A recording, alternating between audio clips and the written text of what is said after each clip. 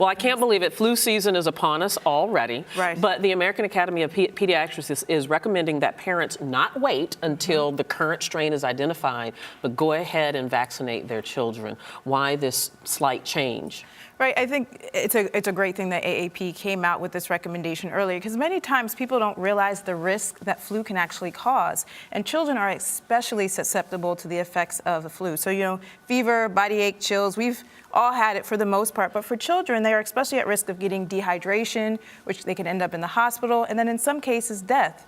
And there were 36,000 deaths last year, 100 and so of them being children. And so the AAP is really saying and really making a big deal out of it. Importantly so, get your child vaccinated early. There is another vaccine that is coming out that's going to cover more strains. Typically, it covers 3 strains of influenza.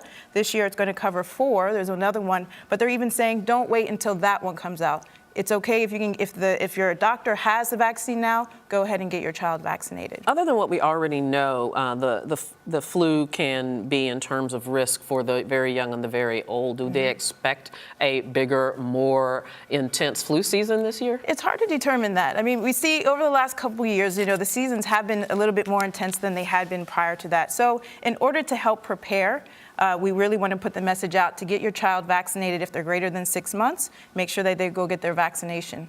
And I understand, Aletha, that they're manufacturing the vaccine differently this year. Yeah, well, the same thing. Every year what they do, they manufacture the vaccine almost differently every single year. Well, not in terms of the strains, but I understand it was it used to be from egg yolk, which was a problem for some people. Right, absolutely. Right. So this year, thank you, this year we actually have made out of caterpillar cells, which is very unique. So this year now people who have allergies to eggs can get the vaccine without having or being at risk for a reaction. Absolutely. And then finally on this, and we'll move on to another topic, is there a difference between getting the injection or getting the intranasal vaccine? Yes, and so, a lot of kids don't like shots sometimes, so there is a nasal flu mist that children can get. However, it's for those who are greater than 2 years old, and women that are pregnant cannot get the flu mist, but there are 2 available options, the injection as well as the flu mist for the nose. Okay, let's move on and talk about a couple of other things before we run out of time. Of course, right here in New York, there were reports of 2 deaths at a music festival over the weekend related to a drug called Molly. Now, I guess I'm just old and outdated because I had never heard of Molly,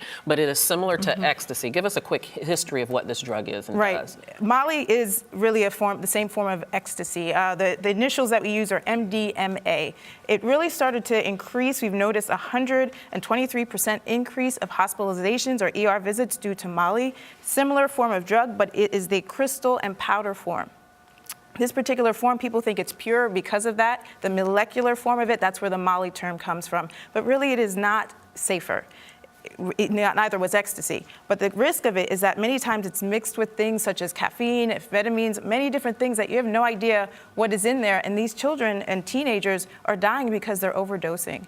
And the deaths at this festival, as it was reported, was because of dehydration. And is that a direct result of the effects of the MDMA in the body? Absolutely. MDA has the good feeling about it, that why kids want to take it, or teenagers or adults want to take it, because it has this feeling of euphoria, love, all these great things that we like to feel that make us feel close.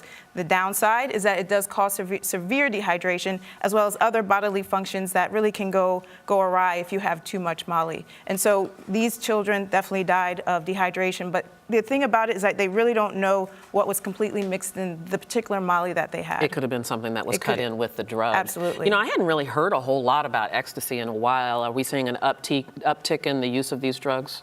Yes, especially in Molly. As I said, Molly, we've seen, an increase in the ER visits. Also, we see a lot of reference in cultural pop. We see them in hip hop. We see them in electronic music. Initially it was really a white, young, adolescent drug, ecstasy, but now we're seeing it across all types of ethnicities. And so it's important that we get this message out there, because a lot of young people don't realize the effects and dangers of Molly. Something really important for parents to be aware of. Absolutely. Okay, let's talk about this other thing. I find it almost incredible. So there is some science behind an addiction to fame through social media. Facebook. Why we sit on there all day long. Yes, exactly. Seriously? Seriously. And I don't think it's so surprising, because anybody who's experienced it, it's kind of difficult to pull yourself away from it.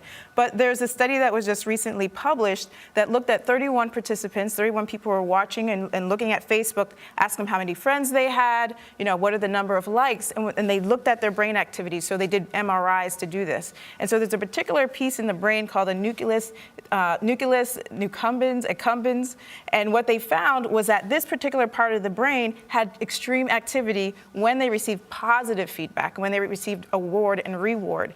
When other people did, the activity decreased. But when they had personal positive feedback, they saw the brain activity decrease or increase. So it's really interesting. This is really the first study to link brain activity to something like Facebook. So there's much more to look at and much more to study. But we are starting to see, data come forward that Facebook, definitely does decrease productivity at schools and has a lot of impact that may not be so productive for us as individuals. Yeah, another thing for parents to keep their eyes on with all of these teenagers that spend so much time on Facebook. Absolutely. All right, we're going to stop it right there. Elizabeth Maybank, as always, it's good to see you. Thank you so much. Thank Great you. information. Thanks. And you are watching Arise America.